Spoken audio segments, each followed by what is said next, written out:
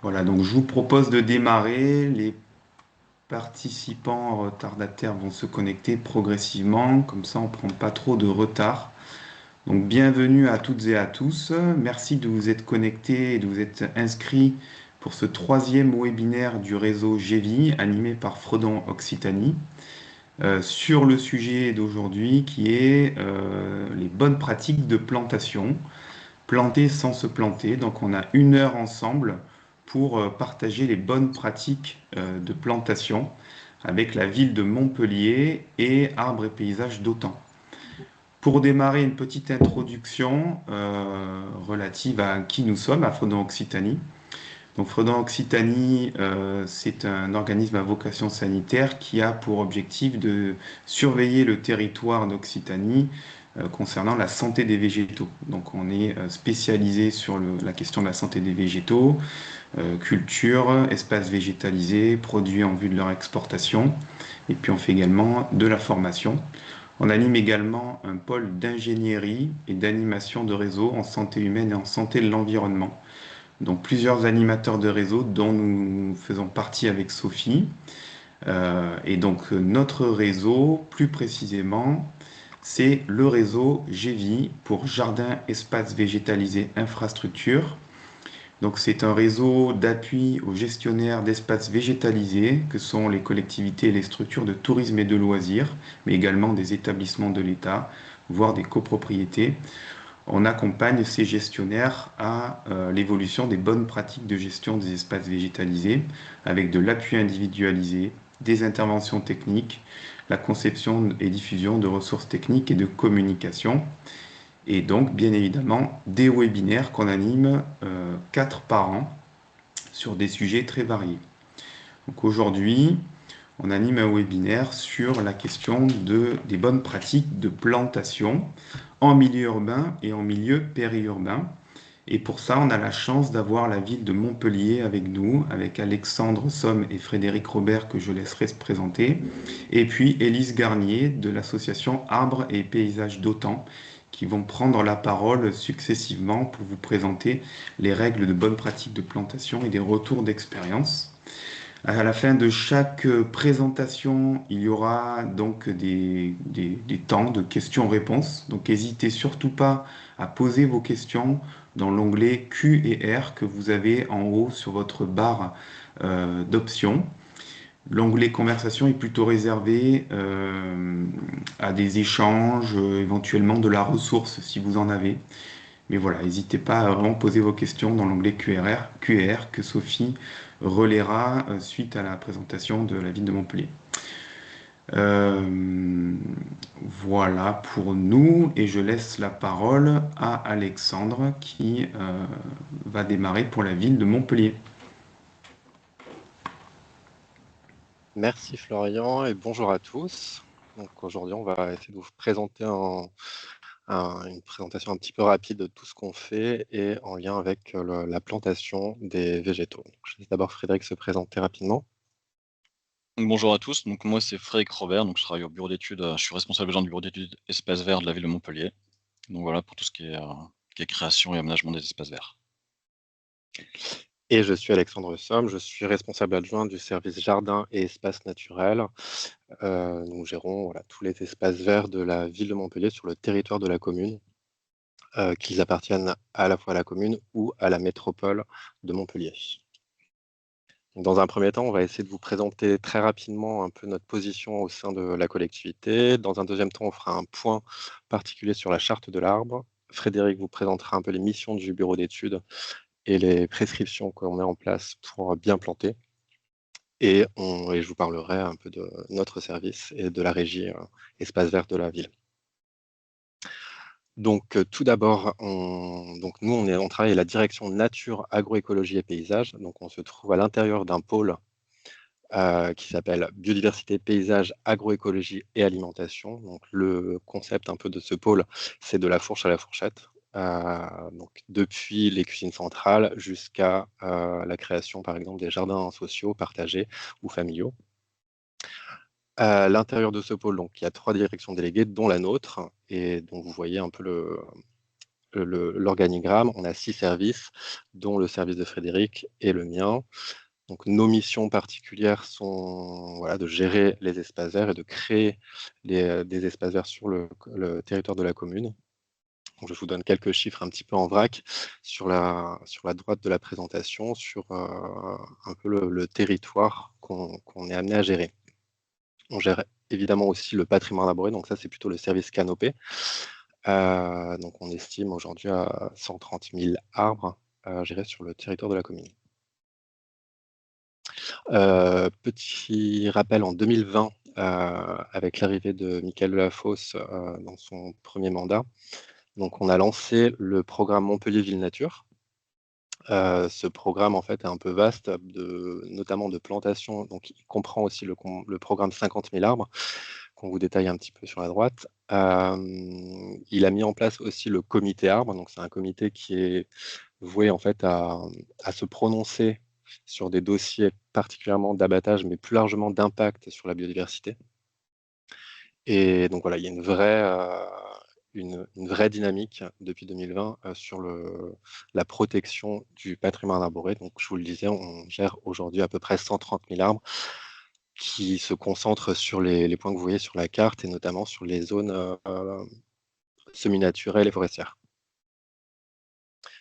Pour vous faire un petit rappel aussi sur la charte de l'arbre, donc elle est sortie en 2020, toujours un peu dans le programme de Montpellier Ville Nature. C'est un référentiel qu'on a mis à jour parce qu'il existait depuis 1996. Donc on s'est dit que c'était le bon moment aussi pour les 25 ans de la charte de la mettre à jour au regard aussi des nouveautés réglementaires et des avancées dont on a pu être témoin en termes de protection de la biodiversité et de la place de l'arbre en ville. Donc c'est un référentiel qu'on a co-construit à l'échelle de toute la direction. Donc on a réalisé des groupes de travail réunissant un peu tous les métiers de la direction, que ce soit le bureau d'études, les gestionnaires, les surveillants de travaux, etc., pour qu'on soit tous raccords sur des principes de plantation, mais aussi de protection du patrimoine naturel sur la ville. Donc, elle se compose de 2 volumes. Donc, il y a un premier volume qui est un peu plus didactique, un peu plus pédagogique sur la place de l'arbre en ville. Et un deuxième volume qui est davantage technique et qui est composé notamment d'une trentaine de fiches techniques qu'on vous détaillera un petit peu après. Donc ça, c'est les fiches techniques, donc les grands principes que Frédéric détaillera un peu plus sur la partie bureau d'études.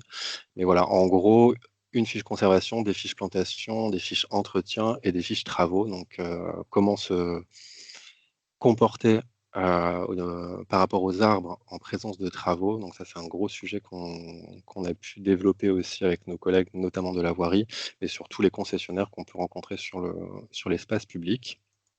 Donc ça, c'est juste quelques exemples de fiches que vous pourrez retrouver évidemment sur le site internet de la ville en téléchargement libre. Je vous mettrai le lien dans la conversation.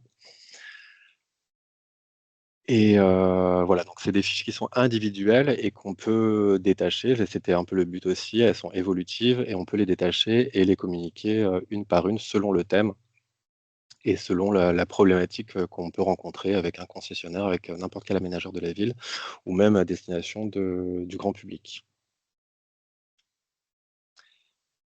Donc la diffusion de cette charte, elle s'est faite principalement en interne au niveau de la collectivité. On a essayé quand même de la diffuser dans les plus grandes villes, donc on l'a envoyée à pas mal d'institutions, par exemple la SNCF ou des aménageurs de la ville comme la Société d'équipement de la région Montpellier-Rennes. C'est les grands aménageurs de la ville qui sont en charge de l'aménagement des ZAC notamment.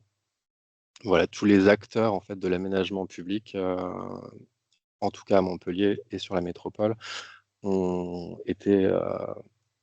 reçu en fait cette charte de l'arbre pour qu'on essaye aussi de partager un peu ces bonnes pratiques et qu'on soit tous amenés en fait à protéger l'arbre de manière générale. Donc là, on parle de l'arbre principalement, mais c'est finalement toutes les plantations qu'on est amené à faire sur l'espace public pour qu'on soit, voilà, qu'on partage vraiment la même considération sur le végétal. pourquoi on en arrivait aussi à rédiger cette charte et pourquoi on l'a construite comme ça, parce qu'on se rend compte, hein, on le voit tous, je pense, dans n'importe quelle ville, que les arbres en ville vivent dans des conditions qui sont souvent difficiles. Donc, ça, c'est quelques exemples qu'on rencontre très souvent, notamment les arbres qui sont plantés trop près des places de parking, des pins qui sont plantés sur le trottoir et qui n'ont pas été prévus pour, donc qui donnent lieu à des soulèvements de chaussées notamment, des fosses trop petites, donc qui ne permettent pas le bon développement des arbres, ou encore des arbres qui sont plantés trop près des façades, et donc voilà, où on est amené en fait à devoir tailler très régulièrement pour maintenir la cohabitation.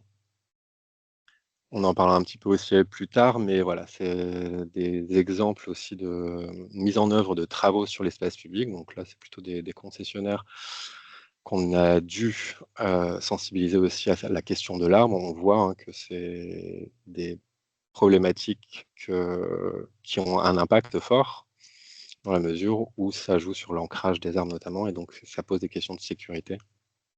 Tout ça pour en fait amener à un référentiel qui aussi a vocation à «éduquer» entre guillemets en fait tous ces corps de métier en fait qui sont pas habitués et qui sont pas sensibilisés en fait à l'écologie de l'arbre finalement, et que voilà, qui sont amenés à les impacter parfois dangereusement. Donc, de mon côté, donc, le service bureau d'études et paysages s'inscrit au sein de la direction qui a été présentée par Alexandre. Donc, c'est une équipe composée de 7 personnes, donc avec pour certains des missions spécifiques. Et le rôle principal du bureau d'études, c'est la conception et le suivi de travaux de nouveaux espaces, mais aussi la restauration d'espaces existants. Donc, notamment avec des partenaires internes qui sont le pôle immobilier, l'espace public, les sports, le service de la voirie ou le développement urbain, mais aussi en tant que prescripteur autour de partenaires externes, notamment la Société d'aménagement de la ville de Montpellier, qui est la CERM qui aménage les ZAC. On agit aussi dans ce contexte parce qu'on va être derrière futur gestionnaire, donc pour donner les bonnes prescriptions pour les futurs espaces verts qu'on va récupérer derrière. Donc on est également on pilote, notamment pour la charte de l'art qui a été présentée par Alexandre, donc le bureau d'études était pilote dans ces démarches, mais aussi en tant que référentiel pour les cours aventures, les aires de jeux inclusives, etc. Mais aussi, le bureau d'études participe notamment à la planification des documents d'urbanisme, comme le plan local d'urbanisme métropolitain qui vient d'être acté cette année, qui a été voté au conseil métropolitain. Donc avant de rentrer dans le sujet qui est planter sans se planter, je voulais faire un petit rappel quand même sur la conservation et la protection de l'existant. Parce qu'effectivement, un arbre qui est existant offre bien plus de bénéfices à l'instant T qu'un arbre nouvellement planté, notamment en termes d'ombrage, d'évapotranspiration, notamment de support pour la faune et la flore. Donc, lorsqu'on a un projet qui arrive, on regarde vraiment l'existant. Donc, les arbres qui sont présents sur site. Donc, la première chose qu'on fait, c'est un diagnostic phytosanitaire pour s'assurer du bon état phytosanitaire des arbres. Donc, lorsque ces arbres sont au bon état phytosanitaire, on va engager des mesures pour les préserver dans les futurs aménagements. Donc, ce qu'on préconise lors d'une construction, c'est minimum de réaliser ces constructions à 1,5 fois le rayon du haut pied de l'arbre par rapport au tronc. Et lorsqu'il y a des nouvelles tranchées, on interdit de les faire à moins de 2 mètres du tronc. Et ces tranchées, elles sont réalisées dans des conditions spécifiques, notamment l'utilisation d'une aspiratrice pour éviter de dégrader les racines. Donc en phase travaux, on impose également des protections. Donc dans l'idéal, c'est la protection, comme on voit en bas à gauche, avec un cadre en bois, donc qui permet, dans le cas des travaux, d'éviter la circulation d'engins vraiment à proximité du tronc et d'éviter sa dégradation. Et lorsque les contraintes sont trop importantes, au minimum, on installe un plastique annelé autour du tronc. Et toutes les opérations de terrassement sont effectuées à l'aspiratrice à proximité des arbres. Donc on peut voir tout à droite un contre-exemple. Effectivement, là, il y a une construction qui a été construite vraiment à proximité d'un bouquet de pins, donc avec une dégradation de l'espace aérien, mais aussi souterrain. Donc après un diagnostic d'un expert arboricole, on a dû abattre ces 3 pins. Donc voilà vraiment ce qu'il ne faut pas faire et ce qu'on évite, et notamment ce que la charte de l'arbre explique très bien. Donc ensuite, dans la conception, avant de planter, on évalue les différentes contraintes, notamment l'espace aérien disponible d'un arbre à la taille adulte. effectivement, on regarde par rapport aux façades, mais aussi au réseau aérien. Bon, par exemple, on ne va pas planter un platane ni un microcoulier à 2 mètres d'une façade, parce que derrière, on sait qu'on va avoir une gestion très importante et des tailles répétées, ce qui n'est pas bénéfice pour l'arbre, mais aussi ce qui entraîne un coût très important pour la collectivité. On regarde également ce qui se passe en souterrain. Effectivement, on ne plante jamais sur un réseau existant parce qu'on sait que les racines vont créer des dégâts à ces réseaux. Donc, ce qu'on préconise, c'est au moins de se mettre à 1,5 mètre minimum de réseau existant.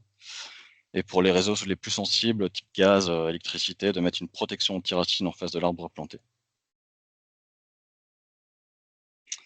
Donc, une fois qu'on a déterminé le type d'arbre qu'on va mettre, on va choisir l'espèce. Donc, l'espèce, il faut qu'elle soit adaptée aux conditions pédoclimatiques de la région. On privilégie les espèces locales, car on le sait qu'elles sont adaptées.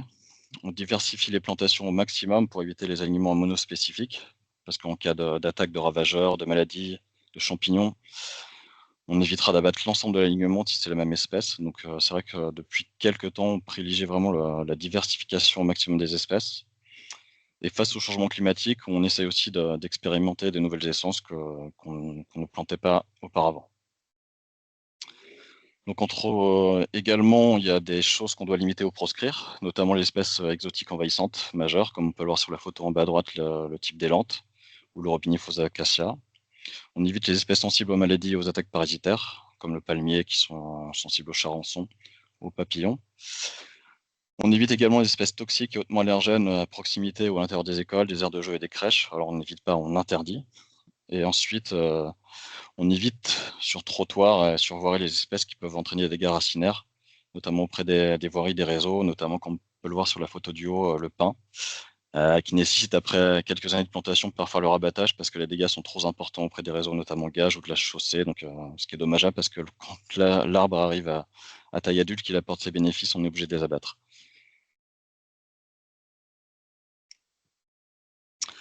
Donc ensuite, concernant le choix de la taille du port à la plantation, donc nous, ce qu'on privilégie, c'est de planter un arbre de force assez petite, donc ce qui facilite sa reprise et qui évite une grosse consommation en eau dès le début si on avait planté un arbre qui était d'une force très importante. Et on privilégie également de manière générale un port libre, donc un arbre qui n'est pas taillé, qui n'est pas trop taillé en pépinière, ce qui favorise la solidité et la résistance de l'arbre. Donc nous, lors de commandes assez importantes, on privilégie de se déplacer en pépinière afin de vraiment sélectionner l'arbre qu'on souhaite avoir sur nos espaces, ce qui permet de vérifier l'exacte similitude avec la commande, notamment la taille, le conditionnement et l'espèce qu'on a choisi en conception. On peut également vérifier sur site que l'arbre est en parfait état sanitaire, qu'il n'a pas de blessure, et que l'ensemble de la pépinière a des végétaux qui sont vigoureux, équilibrés et propres à l'espèce choisie. Donc après, nous, ce qu'on souhaite, c'est préférer des arbres labellisés végétales locales, ou alors issus d'une pépinière qui a des similitudes avec le contexte de plantation. Par exemple, sur Montpellier, on va éviter d'aller choisir des arbres ou sélectionner des arbres qui viennent de Pays-Bas, parce qu'on sait très bien que le contexte climatique n'est pas le même qu'ici. Donc vraiment se rapprocher du contexte de plantation. Donc après, concrètement, sur les différents types de fosses de plantation, donc suivant le contexte, on a plusieurs tailles plusieurs types de fosses de plantation. Donc on a la fosse de plantation en espace libre. Donc là, vraiment, quand on est à l'intérieur d'un espace vert existant, on a déjà la terre végétale. Suivant la qualité que je détaillerai plus tard, on peut également faire une analyse pour voir sa qualité. En décompactage, voilà, en surface et en profondeur, alors jusqu'à 1,50 m parce qu'on sait qu'après, il n'y a plus trop d'intérêt sur un volume d'au moins 9 m3. Si vraiment la terre est pas propre à la plantation, on peut faire un apport de terre végétale, également un apport de matière organique. Donc ça, c'est dans le contexte où on est déjà dans l'espace vert. Dans le contexte d'un réaménagement de voirie, comme on peut le voir sur la photo du milieu, donc on a le contexte avant et après. Donc là, ce qu'on préconise, ou de plus en plus, c'est la création de fosses de plantation continue. Donc, ce qui permet d'avoir un apport de terre végétale qui est assez important et un développement et une colonisation du système racinaire qui est beaucoup plus important que dans une fosse individuelle. Donc, dans ce cas-là, on fait un décaissement d'au moins 60 à 80 cm et après une décompaction du fond de forme quand on arrive au terrain naturel avec un apport de terre végétale et de compost pour créer ces fosses continues. Et lorsqu'on ne peut pas créer de fosse continue, il y a la fosse de plantation individuelle, donc comme on peut le voir sur la photo de droite. Donc dans ces cas-là, on demande au minimum un volume de 9 mètres cubes. Ça, c'est vraiment minimum pour avoir un volume suffisant pour le développement de l'arbre. Et entre ces fosses de plantation, lorsqu'on est vraiment dans une création récente et qu'on a un peu de moyens financiers, on peut également réaliser un mélange terre-pierre entre ces fosses pour que le système racinaire se colonise l'ensemble de l'espace.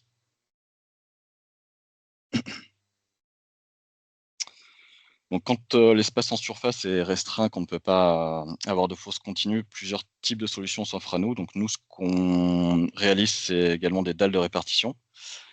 Donc, en fait, cette dalle de répartition permet d'obtenir un volume suffisant pour l'arbre, même si en surface, le pied de l'arbre est petit. Et en fait, cette dalle de répartition évite l'affaissement de la fosse, comme on peut le voir sur la photo de gauche. En fait, il s'agit d'une dalle de béton d'environ 15 cm d'épaisseur ferraillée, qui repose à la fois sur la terre végétale, mais aussi sur la structure de chaussée. Et ce qui permet vraiment d'offrir à l'arbre un volume suffisant et d'avoir un revêtement qui vient sur cette terre végétale, mais sans la compacter et sans créer d'affaissement. Donc ensuite, on peut également avoir le mélange terre-pierre, comme je l'ai évoqué tout à l'heure. Donc ça, c'est un substrat utilisé pour renforcer la structure d'une fosse de plantation sur voirie. Donc en fait, les pierres forment un squelette autobloqué, assurant la portance du sol et où la terre végétale est le support de la colonisation racinaire. Donc sa composition est de volume de pierre pour un volume de terre. Donc les pierres sont comprises entre 40 et 120 mm.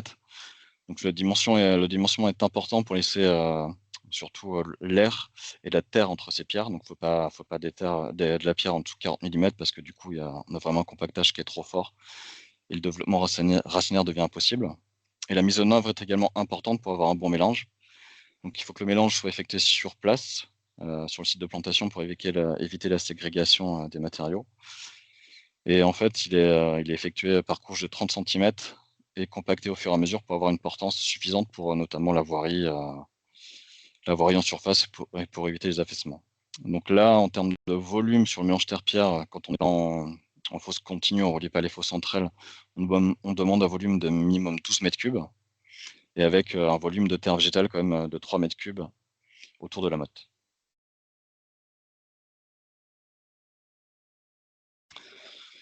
Donc ensuite, pour la plantation proprement dite, ce qui est très important, c'est de s'assurer de la qualité de la terre végétale, parce qu'elle est essentielle au bon développement des végétaux. On peut sélectionner le bon arbre, la bonne essence, mais si la terre végétale est de mauvaise qualité, on aura un résultat qui sera toujours pas satisfaisant. Donc la terre doit avoir une composition homogène, avec des propriétés drainantes riches en matière organique. Elle doit être une absence de matériaux impropres, notamment des grosses pierres, des déchets, soit plastiques, etc. Aucune trace d'hydromorphie, aucune trace d'éléments toxiques ou de pesticides rémanents. Et en fait, pour s'assurer de la bonne qualité de la terre végétale, nous, ce qu'on demande, c'est une analyse par un pédologue qui vérifiera vraiment la qualité et les amendements qu'on peut faire ensuite si la terre n'est pas de qualité. Donc, quelques rappels un peu basiques, c'est effectivement de planter au bon moment, donc en repos végétatif, c'est-à-dire de mi-novembre à fin février. Voilà, on évite vraiment les plantations de mai-octobre, même si on a parfois des fortes demandes des élus, mais c'est vraiment la chose sur laquelle nous, on essaye de communiquer largement en mettant soit des panneaux informatifs, etc., pour vraiment respecter la bonne période de plantation. Donc, dans cette période de mi-novembre à fin février, il faut également planter hors période de gelée et dans un sol ressuyé. Après, il y a toujours quelques exceptions dans nos régions, notamment avec l'olivier et le méliac qu'on plante plus ou moins en mars-avril avec une terre qui est un peu réchauffée. Donc, pour assurer le bon développement des plantations, il faut assurer l'arrosage. Au-delà du plombage qui est obligatoire à la plantation, l'arrosage est indispensable, en tout cas dans nos régions, à la reprise des végétaux. Donc cet arrosage, en général, il se fait sur 3-4 ans, notamment pour les arbres, après la plantation. Donc la fréquence et la quantité adaptées suivant les conditions pédoclimatiques locales et l'espèce et sa taille à la plantation. Donc après, il y a plusieurs types d'arrosage. Donc il y a l'arrosage qui peut être manuel, donc avec un homme à l'aide de bouche d'arrosage ou à l'aide d'une tonne à eau. Mais également, il y a la réalisation qui peut être automatisée avec l'installation d'un goutte à goutte. Donc après, l'installation du goutte à goutte, il doit être réalisé correctement parce qu'on ne peut pas arroser une vivace ou un arbre avec la même quantité d'eau. Donc il faut vraiment séparer les réseaux. Donc un réseau pour les arbres, un réseau pour les arbustes, si on peut, et un réseau pour les vivaces. Parce qu'on sait qu'on ne va pas apporter la même quantité d'eau pour un arbre ou pour une vivace. Donc ensuite, pour optimiser l'arrosage, on peut installer ce qu'on fait de plus en plus des sondes tensiométriques. Donc comme on peut le voir à droite, les sondes tensiométriques, elles sont installées à différents endroits, notamment à proximité des arbres.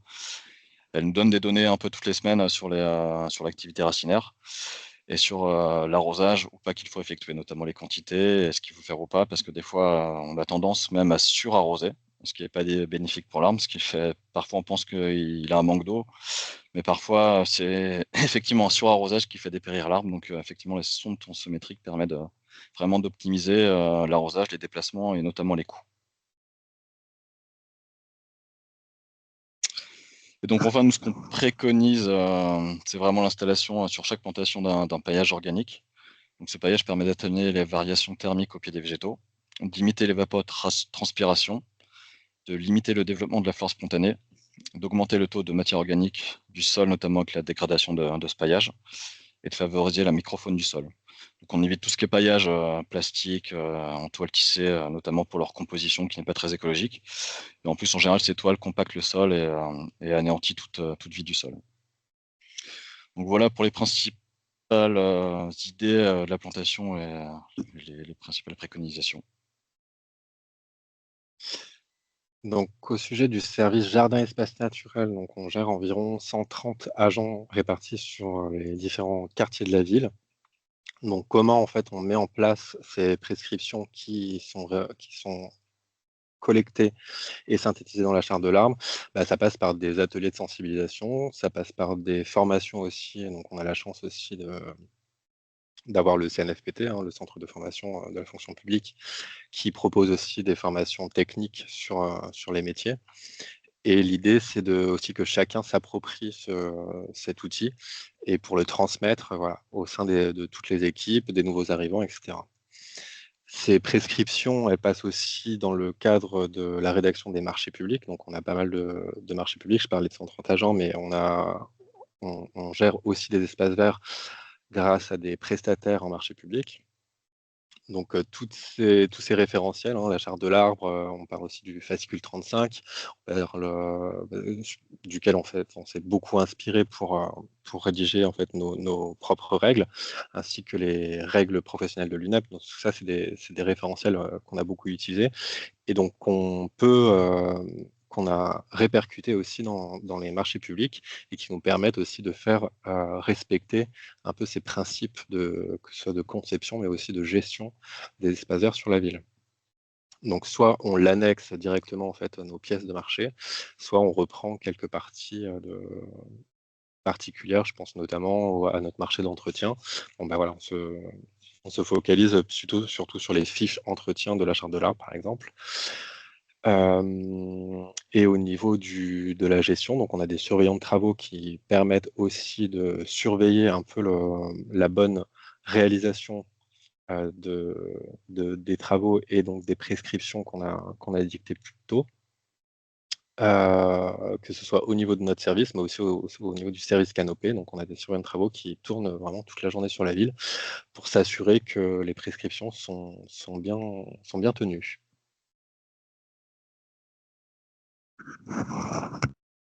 Donc rapidement, quelques retours d'expérience, notamment là sur des créations récentes qui ont été effectuées sur la ville de Montpellier en lien notamment avec le service voirie. Donc là, on peut voir sur l'avenue Albert Dubois, c'était la création d'une piste cyclable, donc avec un accompagnement espace vert. Donc on est parti d'une voie existante avec toutes les prescriptions qui ont été énoncées auparavant, donc avec un décaissement de 60 à 80 cm, la plantation d'une palette végétale diversifiée, la mise en place d'un réseau goutte à goutte et d'un paillage organique. Donc un peu la même chose devant une école. Donc là, on associe également les enfants parce que c'est aussi eux qui derrière vont faire respecter les aménagements concrets. Donc c'était très bien d'associer les enfants parce que après ils le montrent à leurs parents et ça permet un respect des aménagements qu'on n'a pas forcément sur l'espace public, dans le même principe qui est dicté tout à l'heure. Un peu la même chose sur une autre avenue, donc la création d'une piste cyclable avec un accompagnement paysager. On peut voir entre janvier 2024 et septembre 2025 vraiment une pousse satisfaisante des espaces avec toutes les prescriptions qui ont été énoncées auparavant. Un contre-exemple des plantations qui ont été réalisées 2015, donc avec une licence MO spécifique, une fosse trop petite et une taille de plantation, une taille à la plantation avec une force qui était quasiment identique à celle-ci. Donc ça, c'est des photos qui ont été prises il y a quelques semaines. Donc on voit que le végétal, l'arbre ne s'est pas développé. Il végète et il apporte pas ce qu'on attend de lui et qui à terme va forcément dépérir. Donc ça, c'est vraiment ce qu'on évite de faire maintenant à l'heure actuelle. Et pour conclure, quelques pistes d'amélioration. Donc ça, on vous en a un petit peu parlé tout au long de la présentation. On essaye de mieux maîtriser la gestion de l'eau, donc en mettant, par exemple, en déployant des sondes tensiométriques sur des espaces un peu clés qui représentent un échantillonnage un peu représentatif de ce qu'on plante sur le territoire de la ville. On essaye aussi de redévelopper tout un programme de gestion centralisée. Donc ça, on essaye de nouveaux dispositifs. Et donc, on est toujours en période de test pour voir si vraiment ça a un vrai impact sur la gestion de l'arrosage. Ce qui peut pêcher, comme le disait un peu Frédéric, c'était la connaissance des sols. C'est vrai qu'aujourd'hui, on essaye de demander des diagnostics et des études sur la qualité des sols. C'est des choses voilà, qu'on ne maîtrise pas toujours et qui nous manquent. Donc, on a fait des tests, notamment sur le parc René Dumont, en plein centre-ville à côté de la gare, de réutilisation des terres in situ. C'était un ancien parking et c'est devenu un parc. On travaille aussi avec la société Nicea pour tout ce qui est mycorhisation des sols. Donc ça, toujours, c'est en phase de test, mais qu'on essaie de développer un petit peu sur des espaces un peu représentatifs de toute la ville.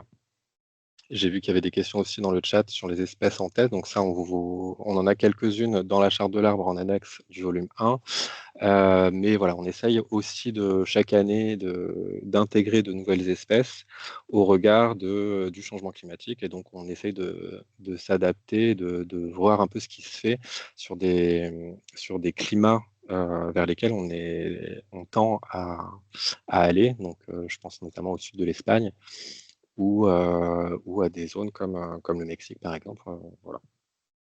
Donc ça, on pourra vous passer quelques listes. On a travaillé avec la Villa Turé, par exemple, qui est un peu à la pointe sur ces questions-là. Donc on fait partie aussi de réseaux comme Plantécité, dont on est administrateur, ou les réseaux Ortis, donc ça qui est plus lié aux gestionnaires des collectivités territoriales. Voilà, on essaye de partager aussi d'un point de vue technique sur toutes ces questions-là et on essaye de faire de s'améliorer sur nos pratiques. Je vous remercie pour votre attention et je pense que c'est le temps des questions. Oui, tout à fait. Merci beaucoup Alexandre et Frédéric pour votre présentation. On a quelques questions dans la conversation et notamment beaucoup de participants qui sont intéressés par la charte de l'arbre. Donc nous, on vous a relayé dans l'onglet conversation le lien qu'on a sur notre site où on a le volume 2 de la charte de l'arbre. On n'a pas le volume 1 dont tu as parlé Alexandre. Donc je te laisserai mettre le lien. Et on fera un mail récapitulatif à la fin du webinaire où vous aurez toutes les ressources et on vous mettra les 2 volumes en lien où vous pourrez avoir accès. Ensuite, nous avons des questions un peu plus spécifiques. Une question de Isabelle. Quelles sont les nouvelles espèces que vous plantez dans le cas de la diversification? Alors, tu as un petit peu répondu à l'instant, Alexandre. Est-ce que tu veux apporter un complément d'information là-dessus? Peut-être que Frédéric a des exemples en tête. Oui, alors nous, les nouvelles essences, alors c'est au compte-gouttes parce qu'on fait des tests, on ne veut pas créer des alignements, par exemple. Voilà, donc là, depuis quelques années, on plante effectivement un style de caroubier, le faux poivrier, des essences comme ça qu'on ne plantait pas auparavant parce que qui étaient gélives et qui n'étaient pas adaptées encore à nos climats, à nos latitudes. Et certains types de chênes aussi, le chêne du Liban, des choses comme ça, parce qu'on sait très bien que le chêne blanc, au-delà de 35 degrés, alors qu'il était adapté chez nous, mais qui devient de moins en moins. Donc effectivement, tous les ans, on travaille avec les pépinières, et c'est pour ça que le déplacement aux pépinières est aussi intéressant, parce qu'il permet de converser avec les professionnels et de trouver de nouvelles essences. Merci. On a une deuxième question d'Isabelle. Les pépinières peuvent-elles s'adapter à la demande locale? Alors, j'ai demandé une précision sur qu'est-ce que voulait dire demande locale. Je ne sais pas s'il peut y avoir. Ou rapport au label peut-être végétal local. Je sais pas, ou est-ce que c'était pour pouvoir répondre à de la commande de végétaux spécifiques? Peut-être notamment via les contrats de culture avec les pépinières qui peuvent être passés sur des projets de long terme, je sais pas exactement. Alors peut-être que c'est la précision que vient d'apporter Oh, Isabelle. je viens de la voir. Sur les nouvelles essences. Globalement, alors de façon locale, c'est vrai que c'est un petit peu difficile parce qu'on n'a pas historiquement, on n'a pas les grosses pépinières que sont, Pépinière Soupe, Guy Aubourn, et cetera. Mais globalement, en fait, les pépinières sont plutôt à la pointe de ces questions-là et réalisent déjà des tests elles-mêmes sur les nouvelles espèces à planter au regard du changement climatique. Donc elles s'adaptent, à ces questions-là. Néanmoins, est-ce que nous, on peut y accéder? C'est toujours un peu difficile parce que, bah, il y a les règles des marchés publics qui font que nous, on a des besoins qui sont quand même assez volumineux et qui peuvent pas toujours, correspondre à l'offre. Donc, voilà. On a une autre question d'Evelyne. Prévoyez-vous un arrosage intégré systématique lors des plantations? Vous en avez un petit peu parlé aussi dans Ouais. la présentation. Alors, quand on peut, effectivement, on intègre un arrosage automatique parce que pour des questions de moyens humains, effectivement, la demande d'espace vert est quand même exponentielle et nos moyens humains ne sont pas dans ce cas. Donc effectivement, dès qu'on peut, on intègre un arrosage automatique et avec, si on peut, l'usage de sondes tensiométriques pour adapter l'arrosage suivant la pluie, suivant la demande des végétaux. Ok. On a une autre question, c'est comment sensibilisez-vous les propriétaires privés à la charte de l'arbre? On a vu les entreprises qui travaillaient sur la rue avec vous, tout ce qui est privé. Ça, c'est moins facile parce que ça reste une charte, donc on ne peut pas l'imposer, n'importe comment, évidemment, d'un point de vue réglementaire.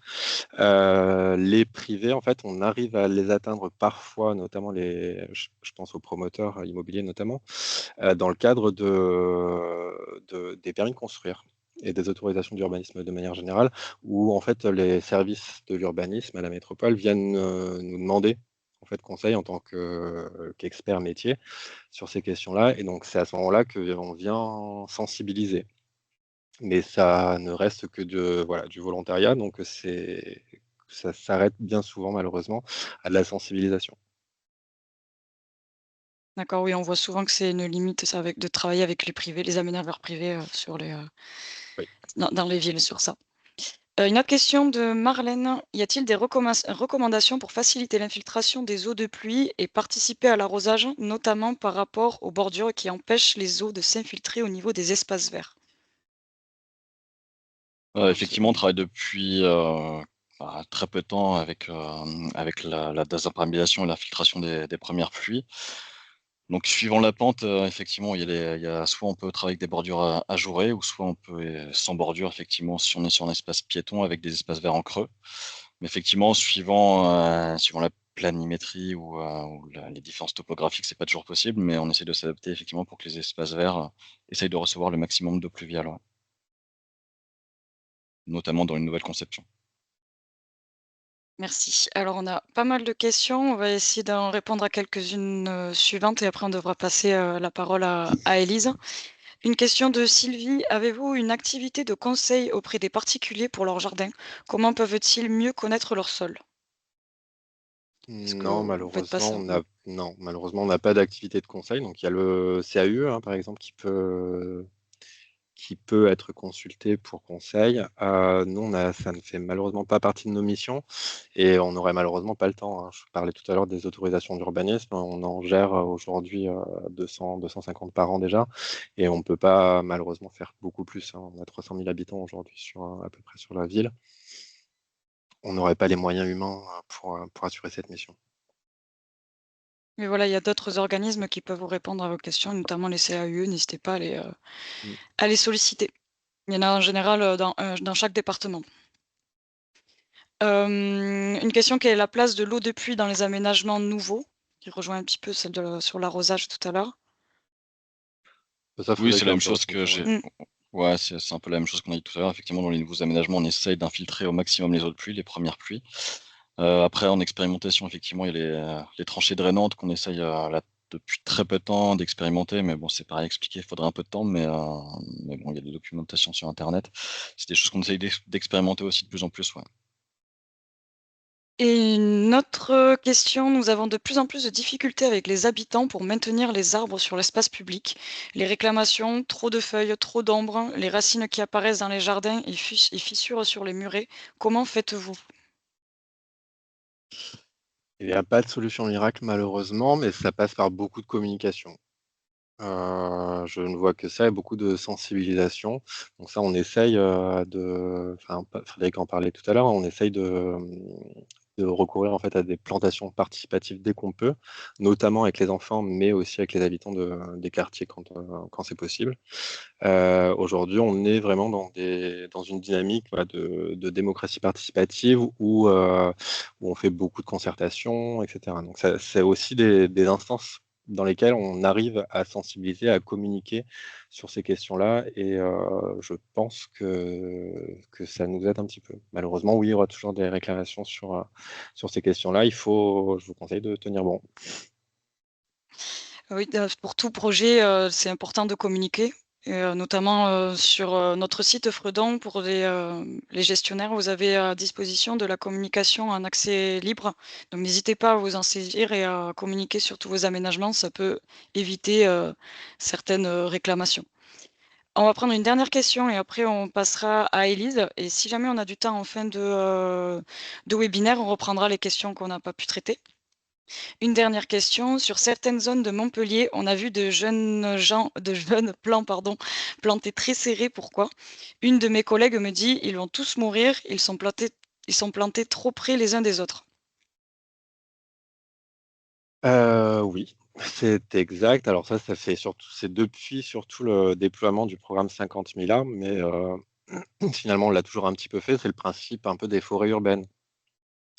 Donc, on ne l'a pas fait partout évidemment, mais ça fait partie aussi des tests, des nouvelles plantations. Donc ça, il y a Plantécité qui a fait tout un dossier là-dessus qui est assez intéressant sur, les retours d'expérience des différentes villes et alors ça ne marche pas à tous les coups, il faut que ce soit quand même réfléchi. Le but, c'est pas non plus d'entasser le maximum de plantes au mètre carré, mais l'idée, c'est de planter de façon multistrate et des espèces un petit peu adaptées à ces questions-là et d'avoir une gestion derrière qui en découle et qui n'est pas anodine non plus. Mais voilà, il y a forcément un taux de mortalité qui est à prendre en compte et qui est accepté, donc qui est de l'ordre voilà, de 30 à 40%.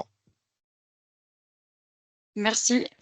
Merci beaucoup pour les questions, Alexandre et Frédéric. On va maintenant passer la parole à Élise d'Arbres et Paysages d'Autan. Du coup, Élise, est-ce que tu pourras partager de ton côté la présentation? Tout à fait, je la lance. Hop. Alors. Et voici.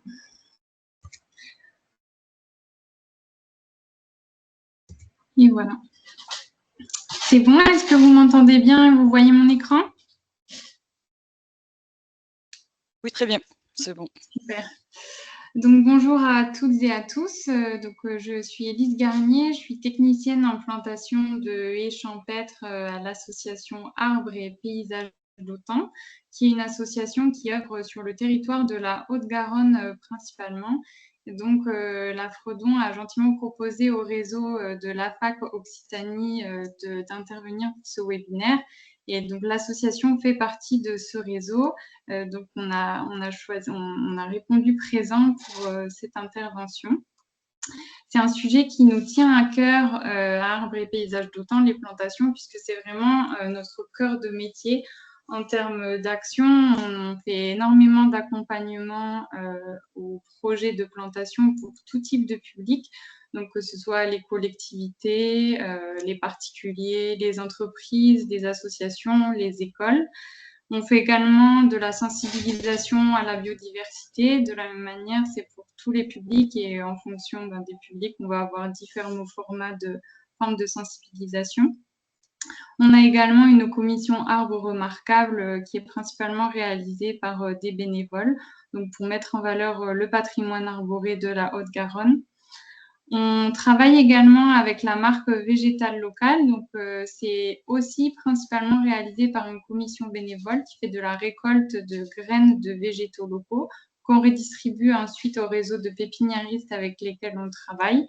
Et on réutilise ces végétaux dans les plantations qu'on réalise sur le territoire de la Haute-Garonne. On travaille aussi sur la valorisation des déchets verts, notamment avec la sensibilisation sur la question du paillage. Et on travaille avec un réseau d'élagueurs et différents partenaires pour mettre en place cette valorisation. Dans les plantations, on accompagne aussi les agriculteurs sur tout ce qui va être projet agroforestier, donc c'est-à-dire mettre des arbres sur des parcelles qui sont aux cultures ou sur des cultures qui servent pour de l'élevage, sur des parcelles qui servent pour de l'élevage. Donc, le programme par lequel on passe pour accompagner les différents publics à réaliser des plantations, nous, on l'a appelé Plante Arbre. En fonction des différentes associations régionales, il va avoir un nom différent, mais c'est un programme qui est subventionné par la région, chez nous, du coup, région Occitanie, et qui va permettre d'avoir un soutien financier pour accompagner les différents publics. Et nous, Arbres et Paysages d'Autan, on se positionne comme accompagnateur technique sur les projets de plantation. Donc, c'est un programme qui est là aussi ouvert à tout le monde et dans lequel on va avoir certains critères à respecter pour pouvoir bénéficier de ces subventions publiques. On va rentrer un petit peu plus dans le vif du sujet. Alors, il y a pas mal de choses qui ont été dites par la ville de Montpellier sur lesquelles on va se rejoindre énormément. Donc, j'espère que ça ne fera pas trop de redites et je vais essayer d'aller assez rapidement sur les choses qu'on a en commun.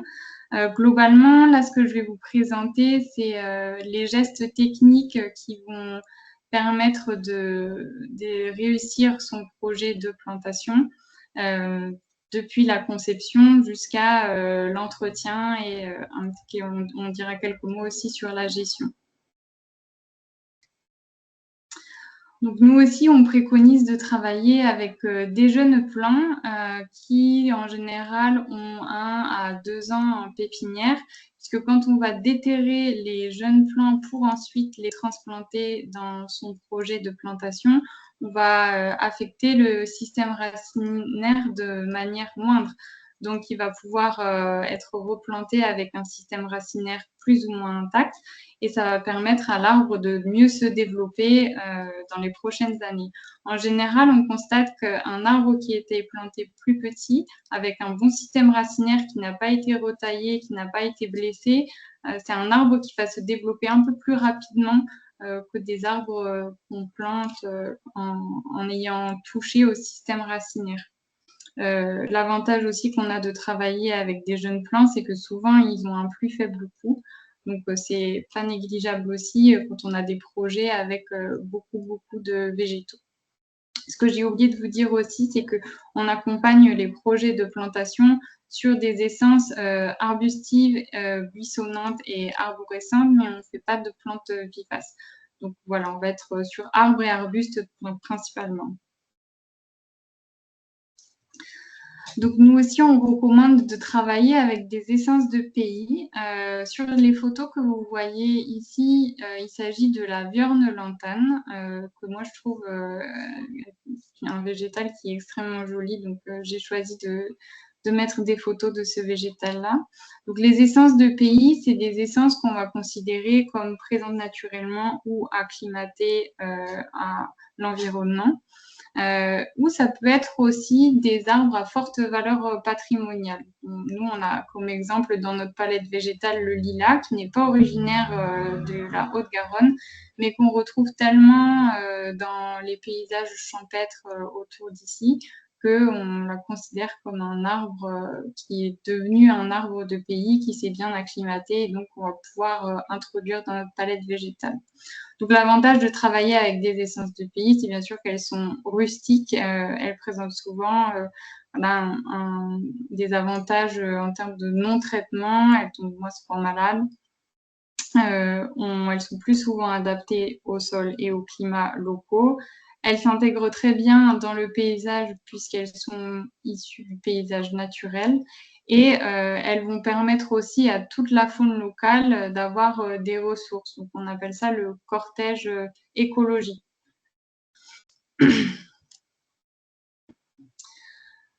Travailler avec les essences de pays, c'est aussi, donc on a repris la même expression, planter le bon arbre au bon endroit. En fait, connaître les essences de pays, c'est connaître leur développement aussi et du coup pas faire des erreurs de choix d'essence en fonction de la localisation de ces plantations. Donc, dans les précédentes diapositives que Frédéric a présentées, vous avez pu voir les différentes contraintes qu'on peut avoir dans certains milieux, donc que ce soit la proximité avec des bâtiments, avec des routes, avec des réseaux électriques. On ne les voit pas, mais les réseaux souterrains, il faut en prendre connaissance aussi. Et donc, avoir conscience de son environnement, de toutes ces contraintes et du développement potentiel des essences avec lesquelles on va travailler, c'est éviter ce genre de problématique. Voilà, donc sur la photo de gauche, on voit des chênes verts qui ont été plantés à proximité d'un immeuble et qui vont poser certainement de gros problèmes dans les futures années. Et à droite, un chêne vert en développement libre dans une zone où il a tout l'espace nécessaire pour se développer. Pour rentrer vraiment très concrètement dans ce que nous, on recommande en termes de plantation, au moment de la réalisation de la plantation, on va recommander de faire un travail du sol en profondeur au début de l'hiver. Donc, ça pourrait commencer fin octobre, tant que les sols ne sont pas encore trop gorgés d'eau. Là, ça va vraiment être un travail qui va être une décompaction en profondeur. Donc, ça peut être soit manuellement, et là, il faut de l'huile de coude, ou alors avec des outils mécaniques, comme par exemple avoir une sous-soleuse ou encore une mini-pelle. Et là, on va recommander de faire voilà, un sillon d'une profondeur de 50 cm pour pas retourner le sol, pas retourner les différents horizons, mais vraiment décompacter de manière assez profonde. Et ensuite, quelques semaines avant la plantation, continuer ce travail du sol, mais cette fois-ci de manière superficielle, donc avec soit la possibilité d'utiliser un motoculteur ou pour les personnes qui ont accès à un tracteur ou qui peuvent avoir la possibilité de s'en faire prêter un, mettre des outils dessus, comme par exemple une herse rotative ou un cover crop. Ça, c'est un travail qui concerne les 20 premiers centimètres de la surface du sol. Évidemment, la ville de Montpellier l'a dit, une des préconisations aussi, c'est de planter à la bonne période, donc en général en hiver, la période pendant laquelle les végétaux sont en repos végétatif. Donc, c'est de la chute des feuilles des végétaux jusqu'au démarrage des bourgeons, si on se base vraiment sur la biologie de l'arbre. Parler en termes de mois, ça peut, en fonction des années et des saisons, être faussé avec les décalages qu'on peut avoir de saison les dernières années notamment. Alors là, c'est une petite photo qui représente un jour de chantier participatif. Donc, c'est pour illustrer que là, on va vraiment passer aux gestes techniques à adopter le jour de la réalisation des plantations. Donc, on a fait le travail du sol en profondeur, on a fait le travail du sol superficiel et le jour de la plantation, il va falloir creuser les trous à la pelle. On préconise de faire un trou qui soit supérieur au volume des racines pour qu'au moment où on dispose le plant dans le trou, il y ait le volume racinaire qui puisse s'installer et qui ne soit pas entouré sur lui-même et qui causerait après des dommages au niveau de la croissance. Une fois qu'on a creusé ces trous, nous, on recommande de faire un pralin. Alors, le pralin, c'est un mélange de terre plutôt argileuse, traditionnellement de bouse de vache et d'eau, donc c'est un tiers, un tiers, un tiers. Ça va être une texture qui va avoir la texture d'une pâte à beignet, d'une pâte à crêpes. Et donc, quand on travaille avec des végétaux en racines nues, le pralinage permet de tremper les racines dans cette préparation et le pralin va venir permettre une reconnexion plus facile entre le système racinaire et la terre. Donc, une fois qu'on a praliné nos racines, on dispose le plan en faisant attention au collet qui est une partie sur le végétal qui distingue la partie aérienne de la partie racinaire. On recouvre les racines des végétaux avec de la terre fine et on tasse la terre au pied ou à la main sans sauter sur le végétal non plus. Mais voilà, il faut que ça soit quand même... faut penser que la terre doit vraiment bien adhérer aux racines. Et pour compléter ce contact qui est important, on vient faire un gros arrosage, donc comme l'a dit Frédéric, un plombage, environ 10 litres par plan. Nous, c'est pour donner un ordre d'idée de la quantité d'eau à mettre au moment du plombage. Donc voilà, les végétaux, une fois qu'ils sont en terre, plantés et arrosés, on peut mettre en place du paillage. Et alors quand je dis on peut, c'est plutôt on devrait mettre du paillage sur chaque plantation qu'on réalise. Nous, on travaille énormément avec du broyat de bois et on encourage à ce que ce soit ce type de paillage qui soit utilisé. En général, il faut en mettre une bonne épaisseur, environ 15 cm de haut, sur de part et d'autre des végétaux, 40 cm d'un côté, 40 cm de l'autre minimum. Si c'est des plantations linéaires type haie champêtre, ne pas hésiter à en mettre sur toute la longueur de la plantation, mais quand même veiller à faire attention à ce que les copeaux ne recouvrent pas le végétal au niveau de la tige, puisqu'il peut y avoir, s'il y a des excès d'humidité, un risque de moisissure autour du tronc.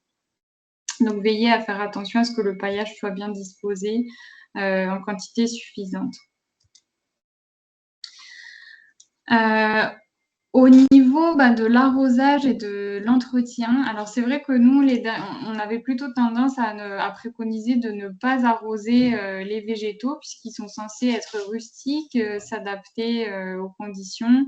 Avec le paillage, on maintient une bonne humidité dans le sol, mais avec des saisons comme des saisons estivales comme on a pu avoir cet été, c'est vrai qu'on a eu beaucoup de questions sur l'arrosage, est-ce que les jeunes plants vont mourir si on les arrose pas. Donc, on modère maintenant notre discours et on recommande dans des périodes de sécheresse et de grande chaleur d'arroser occasionnellement en grande quantité plutôt qu'un petit peu régulièrement. Donc, la photo de gauche illustre souvent les agriculteurs ou les communes viennent avec des grosses citernes et font des gros arrosages à un moment dans l'été, mais on ne demande pas à ce qu'il y ait des arrosages qui soient faits un petit peu tous les jours. Et au niveau de l'entretien, c'est important les 2 premières années après la plantation qu'on évite la concurrence avec les herbes sauvages qui peuvent être présentes sur des zones rurales, comme vous le voyez sur la photo de droite. On préconise un désherbage plutôt manuel, donc vraiment autour des végétaux, autour des plants, puisqu'on a constaté que, alors, au rotophile, bien sûr, c'est possible d'entretenir les bordures, mais il faut faire attention à ne pas blesser les végétaux, à ne pas les écorcher au niveau du tronc de l'écorce, puisque le système vasculaire des végétaux, il est présent sur les premiers millimètres en dessous de l'écorce. Donc, il faut faire vraiment attention si on utilise un rotophile. Et normalement, au bout de 2 premières années, au bout de 2 années d'entretien, les végétaux commencent à s'étoffer, à se développer, à se densifier et la haie devient indépendante, entre guillemets, petit à petit et l'entretien devient vraiment très, très minimal. Donc ensuite, j'ai quelques diapos à vous présenter sur des exemples de réalisation, que ce soit chez des particuliers, chez des agriculteurs ou dans des communes. Donc ici, c'est un îlot de biodiversité qui a été planté sur une commune pas très loin de nos bureaux en Haute-Garonne, donc sur la commune de Baziège. On fait principalement de la haie champêtre, c'est notre cœur de métier, mais dans certains contextes, avoir différentes formes végétales qui s'adaptent mieux à l'environnement, c'est très intéressant également. Là, par exemple, îlot de biodiversité, c'est un mode de plantation dans lequel on va avoir des végétaux avec différentes strates, donc des buissons et des arbres de plus haut jet. Et écologiquement, c'est très intéressant puisqu'on va avoir un écosystème à plusieurs interfaces. Donc, on a l'écosystème de lisière qui est présent et l'écosystème de bois-forêt à l'intérieur de l'îlot.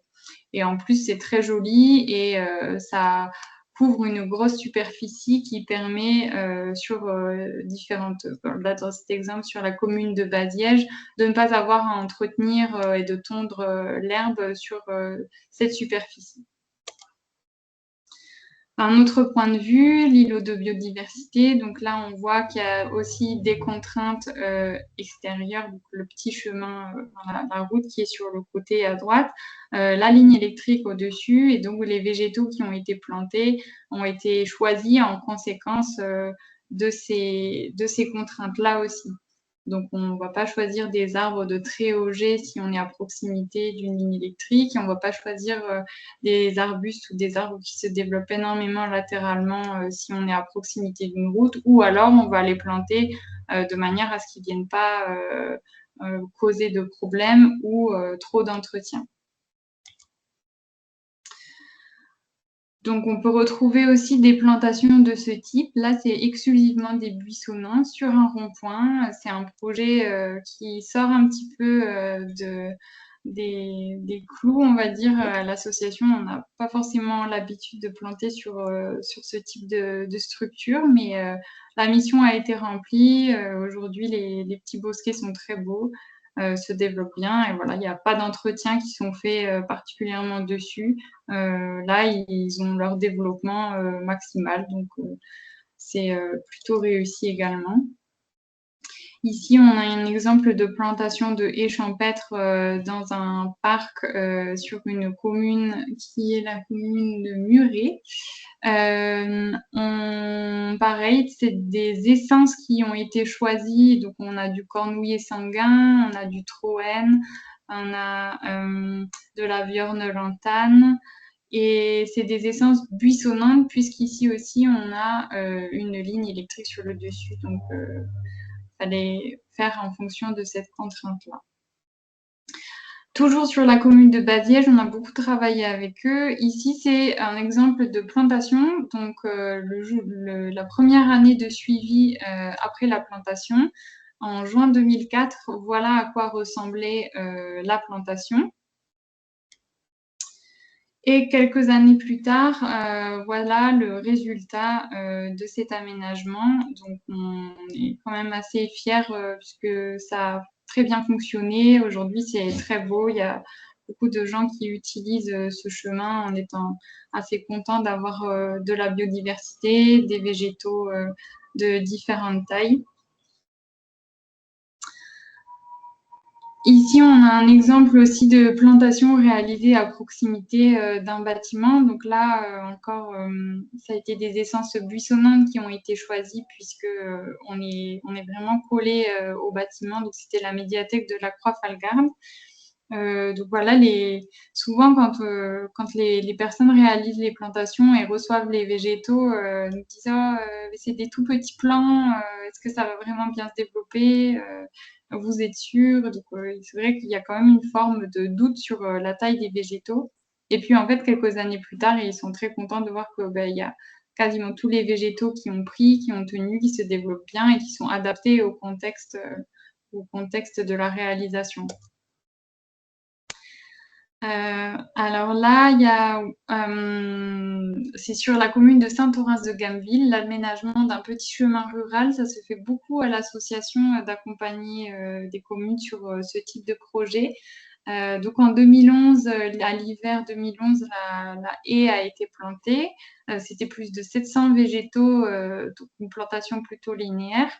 Et on voit, nous, on y est retourné l'année dernière en 2024, et donc on voit que les végétaux se sont très bien développés. Là, il n'y avait pas de contraintes particulières puisque l'agriculteur qui est sur la parcelle d'à côté n'avait pas forcément de contraintes. Bon, il a un ourlet herbeux de l'autre côté de la haie qui permet à la haie de se développer librement. Donc voilà, c'est des exemples de plantations qu'on réalise, qu'on accompagne avec différents publics, et ça fait 30 ans que l'association travaille et essaye d'améliorer un peu plus ce protocole de plantation en fonction des changements. Voilà, c'est la fin de ma présentation. Merci de votre attention. Merci Élise. On va prendre, alors on a dépassé un petit peu, on s'excuse, mais c'était tellement intéressant, passionnant aussi d'avoir des retours d'expérience imagée que on se dit que ça tout vaut sur le coup de garder quelques minutes de plus. On va prendre 2 questions. Alors, une question relative à ta présentation, Élise. L'arrosage de Guillaume Pérez, pardon. L'arrosage doit-il se faire seulement les premières années dans le cadre de la plantation d'une haie? Oui. Qu'est-ce qui est préconisé en termes d'arrosage?